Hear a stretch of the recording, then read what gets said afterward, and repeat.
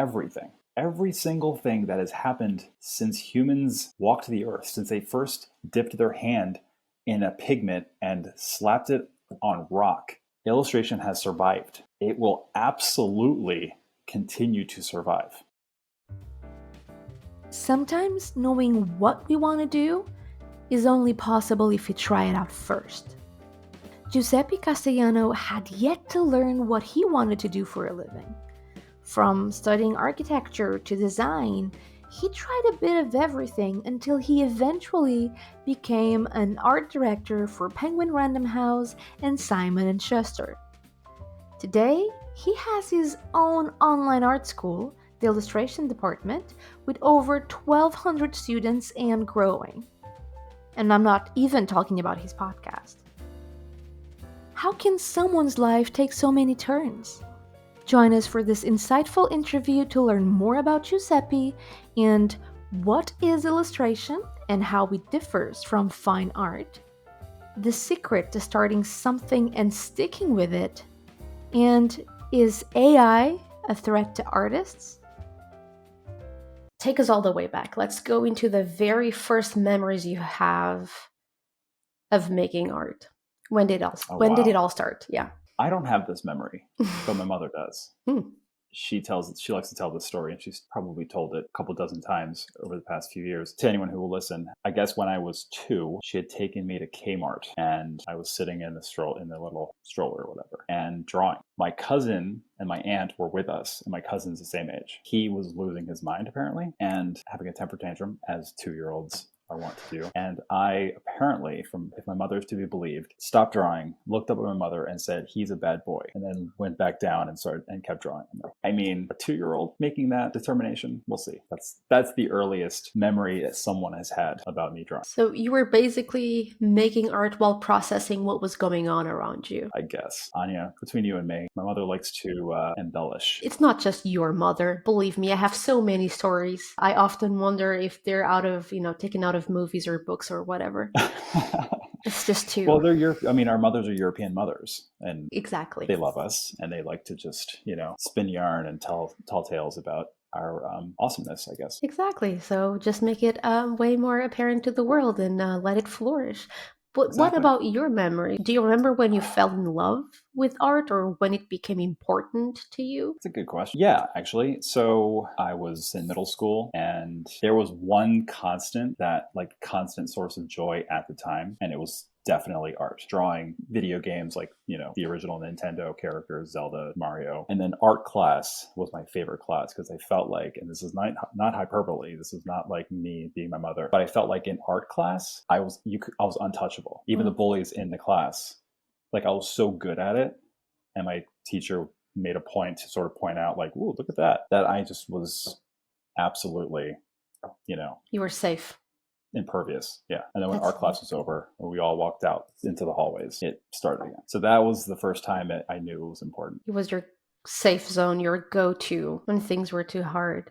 And what kept you going? So that was middle school. Your career in art is extensive, and we will talk about all of that. You went from where to art director, and now you have your own school, you have your own podcast. So guide us here. So middle school art, your safe spot, your comfort zone.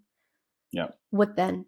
I mean, long story short, I was just, it's just as any artist can relate to, you just kind of draw, you start drawing, you start painting, you start making stuff, and it's just a thing you do, and it comes naturally. And then you realize like, wait a second, I'm actually fun and I'm pretty good at this. And someone told me that you can actually make a living at this. And that was around high school. And so because I was good at it, I was able to get into a good private high school who had a fantastic art program. And we had to do we had a portfolio review. We had to do art tests to get in, and got in. And through that, it just kind of started clicking. A lot of it started clicking. And then I started learning about, you can make a living out of this. There are colleges specifically designed to teach artists art. And again, it's nothing like, crazy or new, but that was basically it. And through high school, started winning awards and feeling like better about myself and feeling like this is what I'm good at. This is what I know how to do. So I'm just going to go ahead and do it. And, all the while my My mother was like, yeah, absolutely. You're the best. You can do anything you want. My dad was like, you can only be an architect or an engineer, Uh, because in his view, like, that's how you make architects can money. draw. Yeah, exactly. If you can draw and you want to make money, the only two things you can do is architecture or engineering. He sounds like my And I'm mom. like, yeah. And so I'm like, all right, I guess. So then I said I was going to go to RISD, and my dad said, okay, well, the only way you're going to art school is if you study architecture. And then at the time, and genuinely, I was like, okay, yeah, totally. I loved architecture. Yeah, absolutely. And I actually went to RISD for architecture. Wow. Um, but then quickly realized architecture was a lot of work It's very and different. required a lot of math. And I just like Hmm. had a vision of me missing an inch on my design and The then the whole building building collapsing in the middle collapsing. and dying. So I was like, yeah, maybe I need to do something else. So then I thought about painting because I wanted to be a fine artist. And then, it's that whole immigrant, you got to make money. You have to make money. So I was like, well, fine artists, I was told, don't make a lot of money. What can I do? What can I do? So illustration, I looked at the illustration department at RISD and loved it, took it, Transferred. and that was that. Yeah. That's a good thing that you said that we didn't cover. European mother, immigrant. Did you move into the US when you're young, or were you born there? I was born here. Okay. Your parents moved in before they had you. What are you thinking Yeah, about? nothing. No, just nothing. I mean, my parents came here. My dad came here in 1966 and landed in Baltimore because he had like a distant cousin who lived in Baltimore, and so the cousin picked him up, and my dad took a boat. He was in steerage. I mean, it was very like the, like out of the 1920s or something. Ellis Island was closed, so they had the ship, which was called the Michelangelo, weirdly enough, landed in New York. It was the first time my dad saw a black person. He was 16. And Wow. he was just like, what is this? I mean, he was a poor farm boy from Southern Italy. And now he's in New York City. Some cousin he hasn't seen in forever picks him up, drives him down to Baltimore. And then that's where he settled. And then my mom came over a couple of years later. And then I was born in 77. And my parents were still, I guess that's why I'm smiling, because my parents were still, they weren't American citizens when I was born. Uh-huh. An interesting piece of information I've recently learned, Huh. and just in the United States with politically, it seems like there's one political party that doesn't. I guess like I would be included in like the whole, I guess I'm not a legitimate American. That's what I My was parents weren't. wondering. If you're a parent, but you Yeah, were born on American soil, therefore you should be considered American right. and Yeah, like I mean, double I'm sure I, nationality and I am. Italian. I am, but if I were born today, maybe Well, not so politics in better. America don't really go well together, and they keep changing every Yeah, year or so. So, on the day that you were yeah, that's a born, weird tangent. That's a weird tangent, but I was that's just curious basically it. because I'm like, what's going on? There's something there. All right, so back to where we were. College illustration. When you were doing art back in middle school and high school, because I do realize that when you started taking it professionally, digital was mostly the way to go, and we'll get there. But up until then, what were you doing? Was digital even part of the conversation? Were you just experimenting with a bunch of traditional media? Yeah, no. But I mean, yeah, Photoshop 1, I think, had come out. I mean, Photoshop was around. The first programs I remember learning was Quark 3, Photoshop 2, I think, at the time, and Wow. Illustrator 2. And a few years, I was like, well, I think I'm going to be an editorial illustrator. Romare Bearden was, and still is, a huge influence of mine. And Stephen Kroeniger, other like collage artists. Hmm. So I was doing a lot of I was torturing a lot of magazines with scissors and using a lot of glue and stuff and putting together illustrations. And my first published illustration was the cover of Brown University's magazine. And like, oh, okay, this is cool. Awesome. But then as again, the whole like immigrant, are you sure you want to do this? Because you're probably not going to make a lot of money early on. Creeped in. Then I thought, okay, I need a full-time job to help support this editorial thing I want to do. Found a design assistant position Mm. at Simon & Schuster. Got it before I even graduated, which was awesome because then the last couple of weeks at RISD was very chill. And then I got the job, and then what ended up happening was I actually loved book design. I knew nothing about book design, barely knew how to use the programs, but I had enough of a portfolio and, sweet talked the manager enough to get her to hire me. And I mean, honestly, the entire interview was my mentor and former boss, Hani Yammer at Simon & Schuster talking about the New York Mets, and I was talking about the Baltimore Orioles, and that was the conversation for 1 hour. Wow. And I got the job. He became your mentor after he got the job, or did you know him prior to getting the job? No, I didn't. I had no idea who she was. And then she hired me, and like immediately I realized, oh my God, this is a great decision. She's amazing. She's been in publishing for so long. And so she taught me literally everything. Back to you getting your job. Okay, so college illustration, design, and Simon & Schuster's. A lot of bada bums. A lot of bada bums in the middle, it does sound, okay, and this is on the record now, it does sound straightforward, but it is not. Because there's a whole lot of decision making that is not easy, especially when we're that young. What we're going to do with our lives when we don't even understand what a life is, because things look one way when you're 18 and they look another way when you're 30, 40, 50. And I cannot even imagine, 70. That's hard. So you've been slowly making your calls. You got your first job. What then? Well, yeah, no, that's a good point that I think a lot of illustrators and any really creative person should understand. You get this question from time to time, like, how did you become an art director? And the honest answer is, I don't know. Right. I don't know. I just kind of, at the time, when you're 20, 21, 22, you're like, I guess I'll be a design assistant at some place called Simon & Schuster. And then one thing leads to another. And that's how basically any creative practice goes. You have a general idea where you want to go, and you're going to bounce around a little bit. I mean, it's kind of like duck pin bowling. You have those like walls on the side, and the bowling ball down the lane, it's going to bounce. I mean, it'll go the direction you want it to go if you have like a vision and a discipline and good work ethic and all that kind of stuff. But it's never a straight line. You never plan out like, I'm going to be an art director, and then I'm going to do on Tuesday, I'll do this. And then next month I'll do this, but I mean, what then? I mean, 20 years go by and I sort of go up the corporate ladder in publishing, going from design assistant to art director at Simon & Schuster, in charge of my own imprints, in charge of designers, get married, start having kids, move over to Penguin, become an executive art director there. I was in charge of the second largest design team at Penguin. We had 9 of us, and we designed about 200 books a year, children's books for kids ages 0 to 16, every format, and I got to work with every kind of illustrator, designed every kind of book. It was a wonderful time. I mean, it was just, and what, the thing you sort of do once you realize, you do something, I mean, just do something and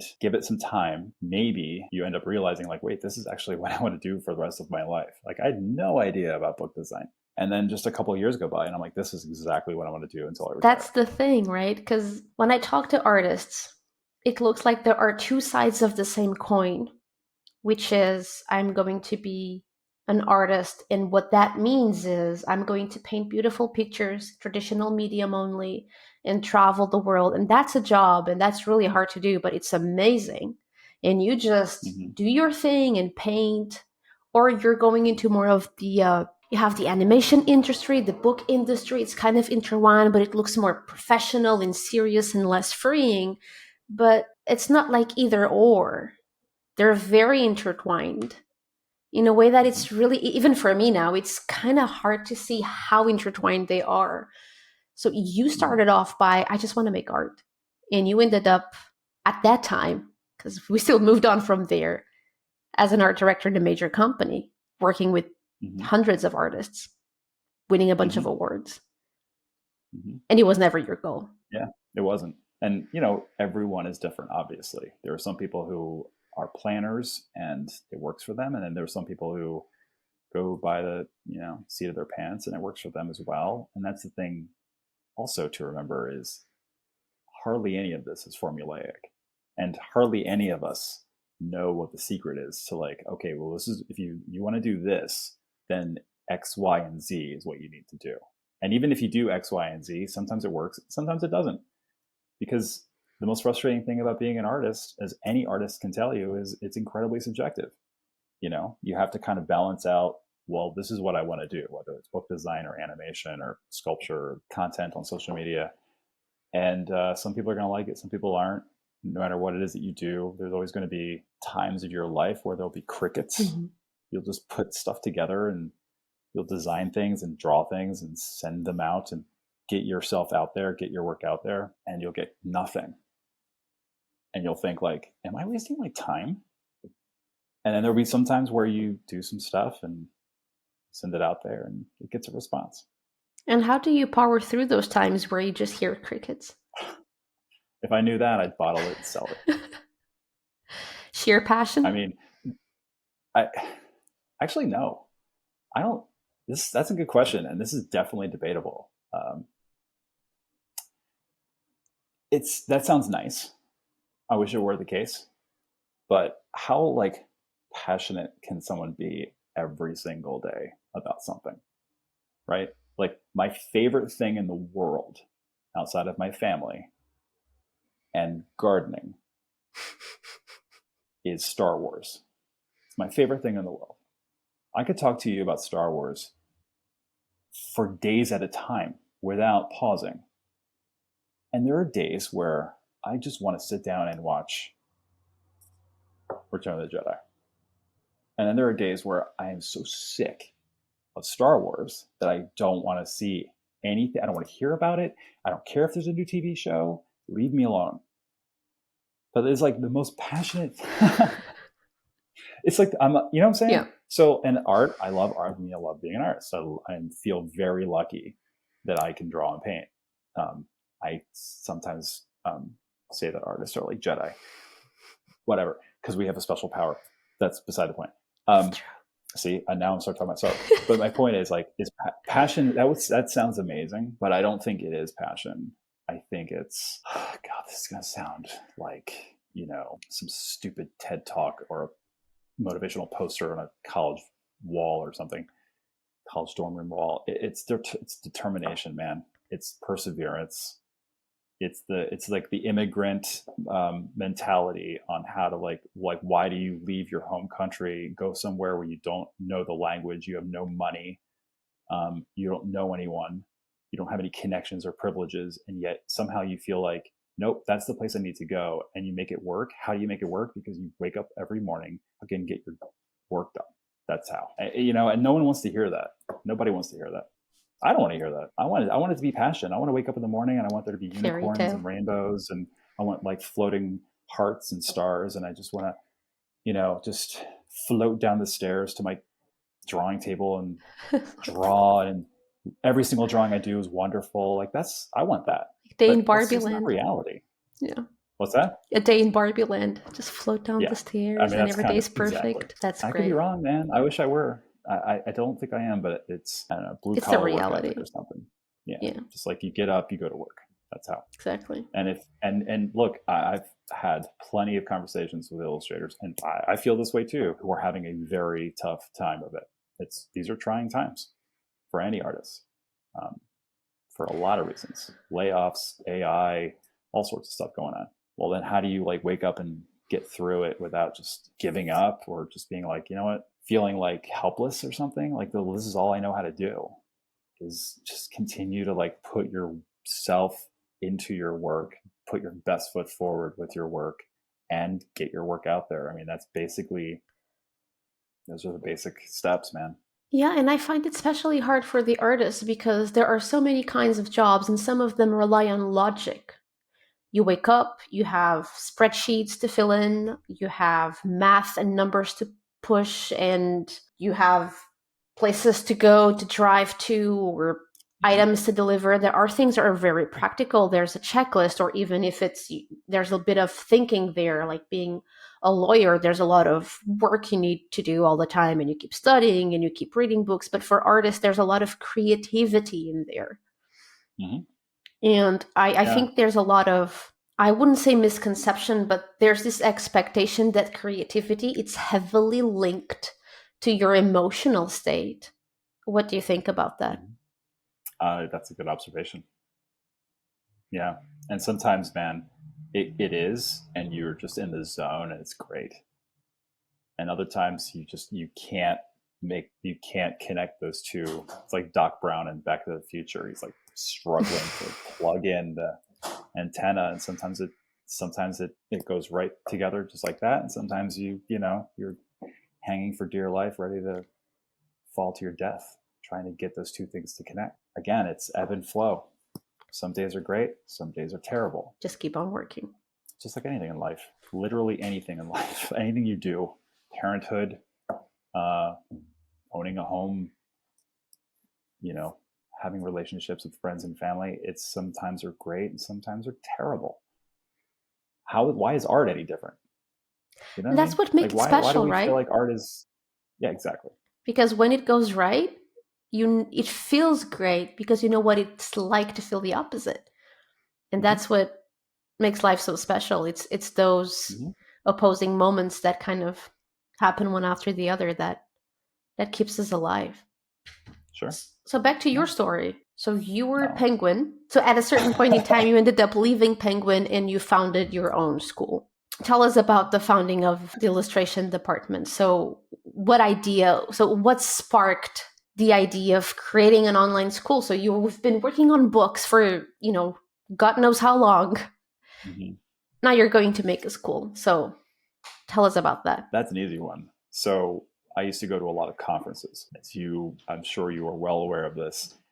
There's this feeling at this particular organization that runs these conferences that illustrators were being underserved. The big joke was that illustrators were the redheaded stepchildren in publishing, because writers get all the accolades and all the credit and all the attention. Illustrators were just the mules with pencils. And I just really liked sharing what I learned in publishing. I did a lot of that through Twitter, when Twitter was nice. And so I thought, why don't I just put together just like a little service, portfolio review, just like a couple things, portfolio review, a mentorship, something like that, a workshop, and offer it and see where it goes, and kind of do it on the side, a couple sessions a week, maybe. Decided to call it the illustration department because at the time I really liked the band, the Radio Department. I still like the band. I'm not ashamed to say that. Nor should I be. And so I thought the illustration department was just a really obvious kind of name for something like that. And I was worried actually about it for a while. I kept checking in with people that I trusted, and my father-in-law and just my friends, and I'm like, does this feel like pay to play at all? Because I'm an art director at a major publishing house, and now I'm going like, hey, art illustrators, you can pay, whatever it was at the time, some amount of money for a portfolio review. It felt a little sketchy. Anyway, I'm glad I did it because at the end it was. The first year, I'll be to full transparency. That first year, it was there was no like sense of scheduling. It'd be like, okay, 1 hour portfolio review, and then as you can kind of guess, I can talk. So it was an hour and a half. It was just a little sloppy, but then Sarah, my wife, stepped in and squared everything away. So now she's the managing director. I'm the creative director, and it's just been, that was 2015, and we've been growing just like gangbusters ever You since. have. So it's all started with portfolio reviews, and now you have an online school with how many students? I haven't checked in a little while, but last I checked, it was like 1,200. Congratulations. In the podcast. So what came before the school or the podcast? Oh, definitely the school. Yeah. And then the podcast came. And this is a little lesson, I guess, for anybody who wants to do anything. Start somewhere. It's not going to be perfect that first time. Believe me, the illustration department was not perfect the first time. It's still not perfect. Nothing's ever perfect. Perfection is a mirage. But it started off, we had no social media presence, no podcast, no forum, no merchandise, no nothing. And now we have all of those things. And it just, that was 8 years of just kind of like, what else could we do? What else can we offer? Maybe we can talk to our friends to, offer classes that I don't feel comfortable teaching, or people that I know who know more about a certain thing than I do, like social media, for example, Anya. Thank you. I did teach there for a while. I did. Yes, you did. So it looks to me that you focus first on substance rather than awareness. So you were creating from the inside out. That's what it feels to me. So what led you to make that decision? So how would you figure out what to do first and what to do next? So how did that come to you? Kind of like how anything comes to anybody. You just kind of, you think about it enough. you'll start having ideas, and then you make a determination on what the best idea is, and Mm-hmm. then you execute on that idea, and sometimes it works and sometimes it doesn't. I mean, there are some classes that we offer that totally bombed. There's some things that we've added and deleted and added again and deleted again. And again, it's just like, Iteration, and yeah, yeah, yeah. And I think what the honestly, what's helped the most is trying, just like focusing on it and giving yourself, like, how do I say this? Sort of establishing a routine. And I think routines are incredibly important. Who doesn't think that? Routines are important, right? And if you establish a routine, you kind of like train your brain to start like thinking about these important things that you want to do all the time. mm-hmm. And the more you think about something, the more you realize, like, oh, wait a minute, that's a good idea. Let me try that. It's trial and error. So, and you said a while ago that when you were working at the book industry, Mm-hmm. you saw yourself doing that until you retire, yet now you completely change your job. And I think that's amazing because life is, well, relatively speaking, so long. We change our minds, and there are so many things that hit us differently at different times in Sure. life. So, how do you Mm-hmm. feel about your job now? Oh God. I mean, I love it. It's great. It's like all the greatest aspects of being an art director. I've taken them with me, Mm-hmm. and that's what I do on a day-to-day basis. And all the slightly more annoying aspects of being an art director, especially in corporate publishing, Mm-hmm. meetings, cover meetings, corporate town halls, and all of that kind of stuff. We don't have to do any of that. Sarah and I, our meetings usually take place on our beautiful porch Sipping a in our drink. beautiful backyard, like, yeah, sipping something, going like, what should we do about that? Oh, that? Okay, cool. And then, pour drinks and drink it. So it's, yeah. And, I mean, I was a corporate citizen. I loved working in corporate world. It was very much it just aligned with all sorts of things for me. I loved being among a group of people. I loved talking. Loved working on the books that we worked on. It was perfection. It was truly a dream job. Mm-hmm. This is better Great. because it's maybe it's the immigrant thing again. It's all of my dad, all of my uncles, Mm-hmm. every people in Italy, like my family in Italy, my family here, everybody owns a business. You're either you run your own farm, you run your own pizza shop, you run your own hair salon, you're your own construction company. We're Italian, so those are the main ones. And just I feel like I'm carrying that tiny little bit of that tradition into this generation. So that's personally, that feels nice. And professionally, I've thoroughly just enjoyed helping illustrators take their next steps with whatever it is. And so many folks have signed on with agents, signed massive book deals, unlocked something creatively within themselves. So first they didn't know what they wanted to do, and then by the end of the mentorships, they know exactly what they want to do.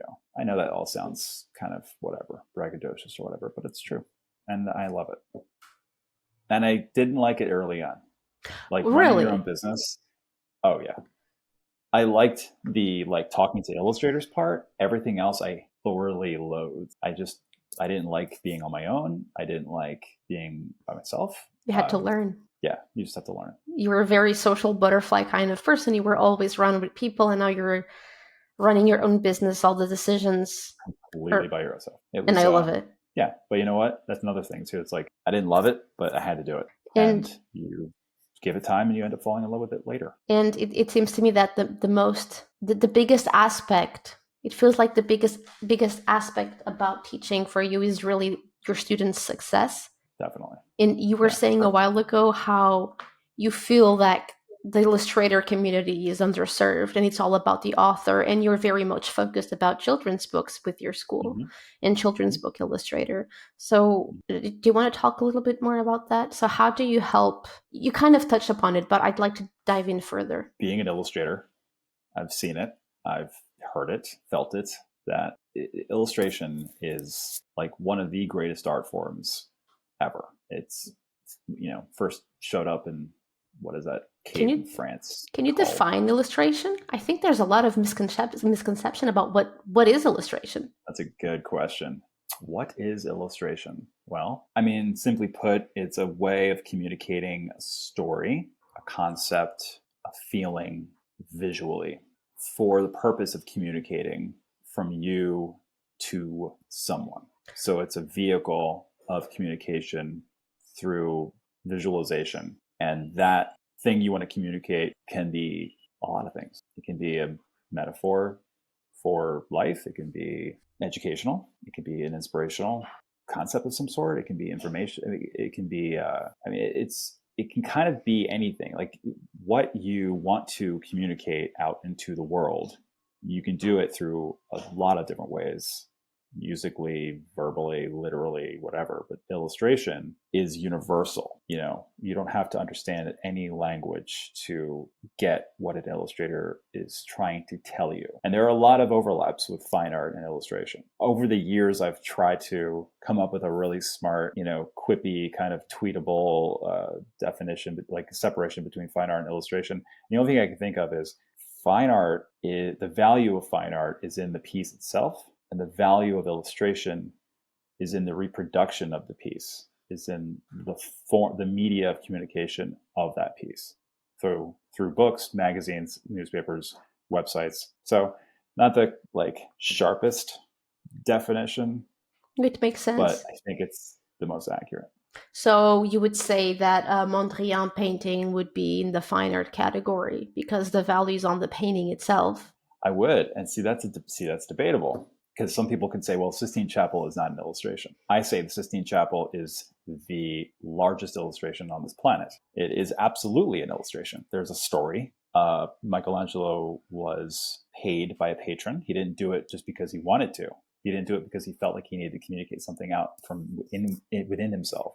He got money from the church, and they were like, we want to inspire the people to follow our religion. Mm-hmm. So can you paint something on that wall? And he's like, yeah, no problem. I was sculpting some nudes out of marble a minute ago, but yeah, no, sure, I can take care of that.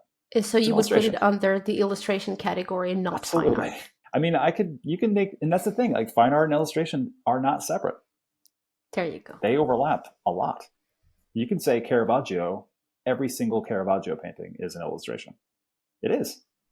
There's a story. He was paid by patrons for the paintings, and they're illustrative. Or you can say they're an illustrative piece of fine art. I mean, I guess you don't really need to. You don't need to. This isn't like, I don't know. It's not olive oil and vinegar, olive oil and oil and water. Yeah, it's not oil and water. It's sugar and water.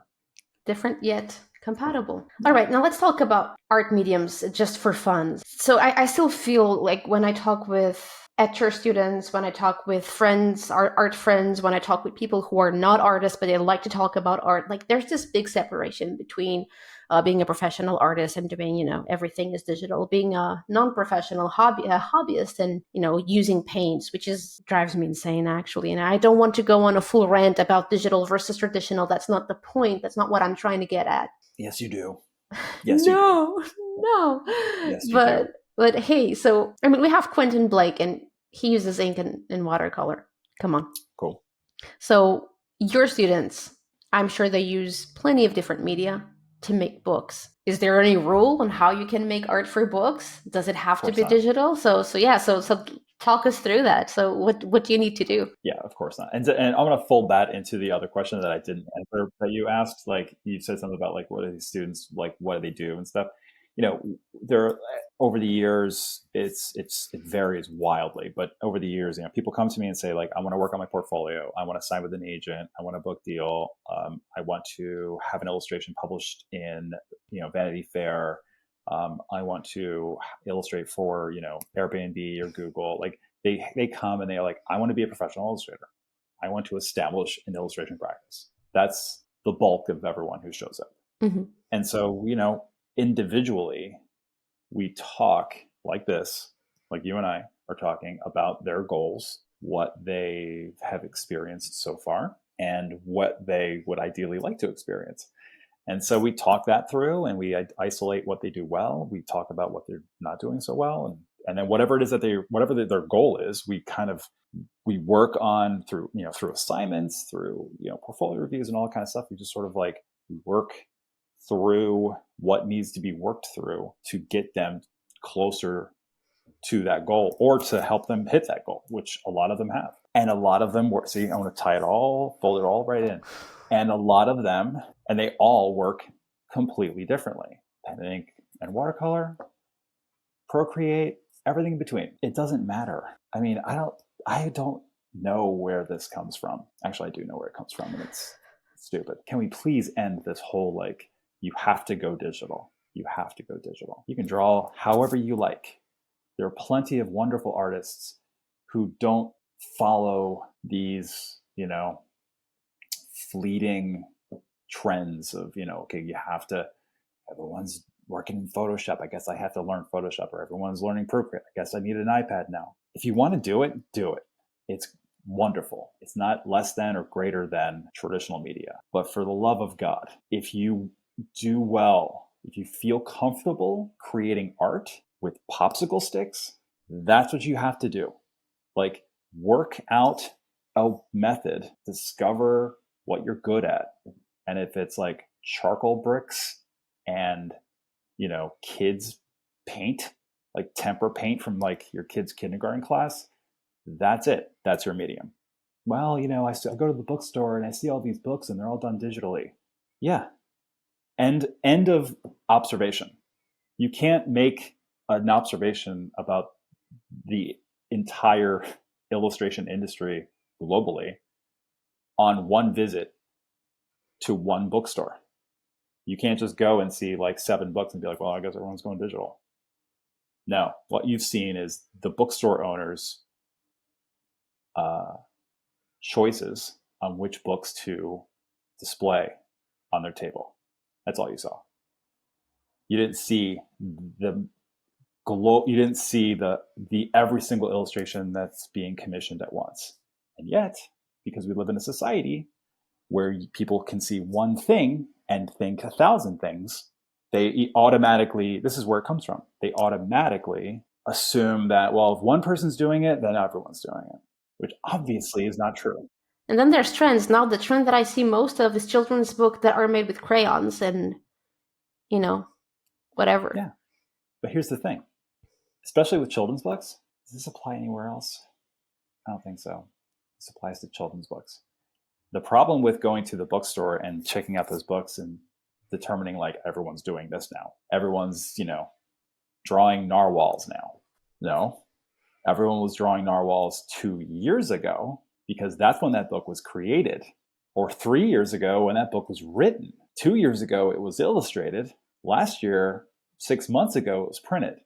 So what you're seeing, this definitely applies just for books, because obviously editorial and of course advertising, that's much quicker. But those books you're seeing on the shelves and on online retailers that just come out, it's the result of choices made years ago. That's the fallacy of trends, of following trends. You're not following diddly squat. You're discovering that somebody made a decision 2 years ago. Sorry. Well, I'm going to turn my rant I love it. down. No, I love the passion that it was bubbling. I love it. I was just trying. Just like if it was just delicious. like every now and then I heard that, I'd be like, whatever, it's fine.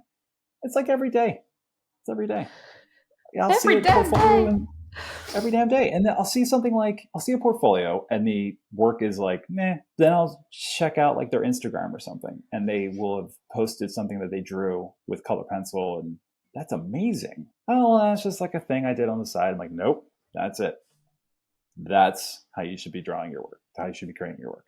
Really? Because I was at a conference and they said, I did a portfolio review with blah, blah, blah. And they said I need to work digitally.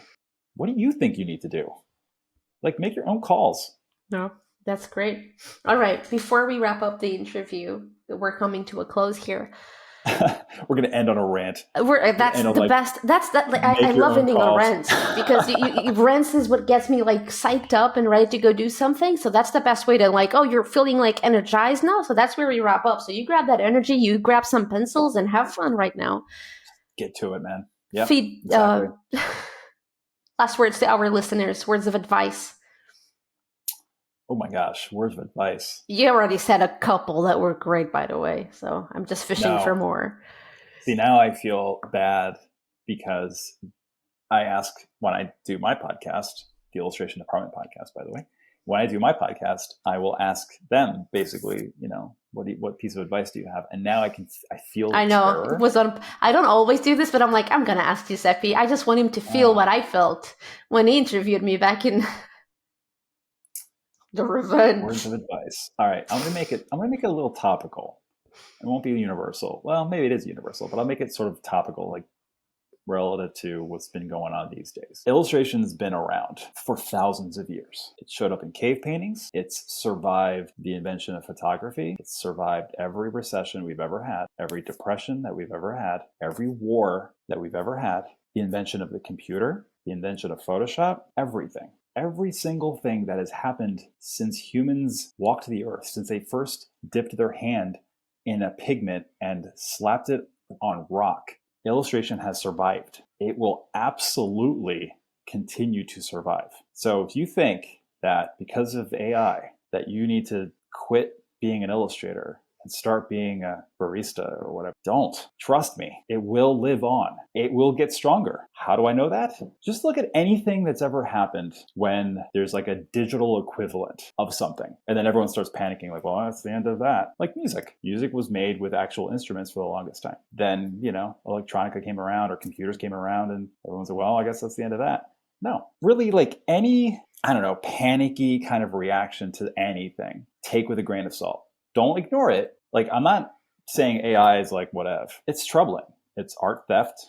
It's copyright infringement. It is not how other people in the illustration podcast community at least say it's a neat tool. It's not a neat tool. It's a crappy shortcut. It is not real. It's like, I've been thinking about this a lot lately about AI. Like, what actually is AI? Like, what is the sort of analogy? It's not a great one, but it's the one I've thought of the most recently. It's like riding a bike in real life through your wherever. Smells great, feels great.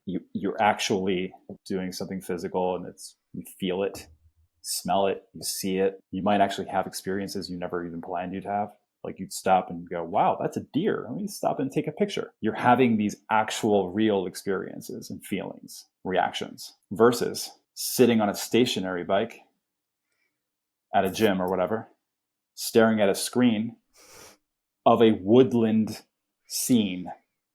Well, what ride do you want to take today? Well, I'll take the woodland one, or I'll take, Amsterdam. Riding a stationary bike in Pennsylvania while, looking at the streets of Amsterdam in video form is not the same as going to Amsterdam and riding my bike there. AI is the stationary bike. It's the shortcut. The real bike is illustration. And when was the stationary bike invented? Did it eliminate bikes? Of course not. I think biking is probably more popular now than it's ever been. Illustration will be more popular moving forward than it's ever been. That's my prediction. You can hold me to it. What was your favorite part of the episode? Join us at etchrlab.com/GC, that's the letters G and C, and tell us all about it in the comments section. Or if you're watching this on YouTube, just use the comment section below, please. Again, all of the links can be found on the post associated with this episode at etchrlab.com/GC. I hope you enjoyed this interview and I hope to see you next time. And until then, make more art.